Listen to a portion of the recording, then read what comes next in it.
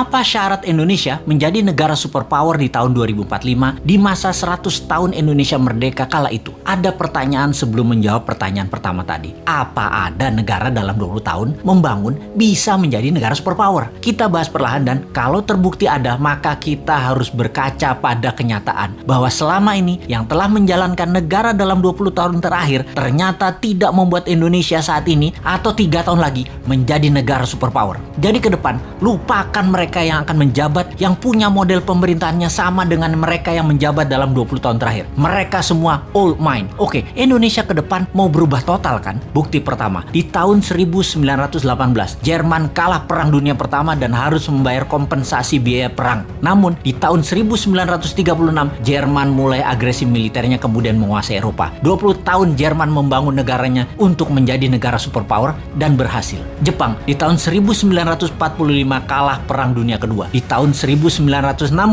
Olimpiade modern pertama di dunia diadakan di Tokyo. Dunia terkejut dengan kemajuan teknologi dan ekonomi Jepang hanya dalam 20 tahun. Itu bukti kedua. Tiananmen 1989, Tiongkok tumpah darah. Investor barat hengkang dari Tiongkok. Tiongkok di bawah Deng Xiaoping melawan dunia termasuk mengatakan Gorbachev goblok, dan sejak saat itu mereka menjalankan sistem moneter sendiri hingga di tahun 2008 Olimpiade Beijing. Dunia tersentak. Tiongkok menjadi negara sangat kaya hanya dalam 20 tahun. Ketiga itu terjadi dalam kurun waktu 20 tahunan membangun negaranya. Atau kalau kita mau tambah lagi termasuk bagaimana membangun Dubai, city country tersebut menjadi negara makmur hanya dalam 20 tahun. Kembali ke Indonesia. Bagaimana kita melihat Indonesia dalam 20 tahun terakhir? Siapa saja pemimpinnya? Apakah mau lagi dengan mereka-mereka dan orang-orang yang sepemahaman dengan mereka? Kita detailkan. Selama 20 tahun terakhir siapa yang menjabat? Mereka adalah 3 tahun Ibu Mega, 10 tahun Pak SBY, dan 7 tahun ini Pak Jokowi. Apakah dalam 20 tahun ini Indonesia seperti Jerman setelah Perang Dunia Pertama menjadi negara superpower? Apakah Indonesia menjadi negara maju modern seperti Jepang setelah Perang Dunia Kedua? Dan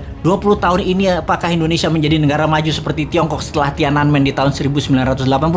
Maka jawabannya adalah belum atau tidak tercapai sama sekali. Jauh dari cita-cita negara modern ala Jepang, negara kaya ala Tiongkok, negara superpower ala Jerman. Apa masalahnya? Karena memang tidak punya konsep bernegara yang mumpuni, yang terorganisir dalam jangka panjang dan kuat strategi bernegaranya baik di dalam dan di luar negeri. Kita tanya lagi, calon kandidat 2024 nanti, siapa yang punya konsep bernegara yang akan membuat Indonesia berdiri di atas kaki sendiri? Atau kita lihat lebih dalam, jangan-jangan kandidat yang ada hanya memirror 3 kandidat terakhir bernegaranya. Apakah sahabat mau ke depan dijalankan pakai cara deket-deket dengan model bernegara 3 presiden terakhir? Rasanya dapat dipastikan Indonesia akan stagnan jalan di tempat. Kita bukan menyalahkan 3 presiden terakhir tersebut, namun mereka sudah menjalankan negara menjadi seperti saat ini dan tetap utuh. Itu hebat. Namun ke depan kita ingin lebih berdaulat lagi, bukan? Beranikah bangsa Indonesia melakukan sesuatu yang baru, yaitu pilih yang bukan mirip-mirip rejim 3 presiden terakhir? Adakah kandidatnya?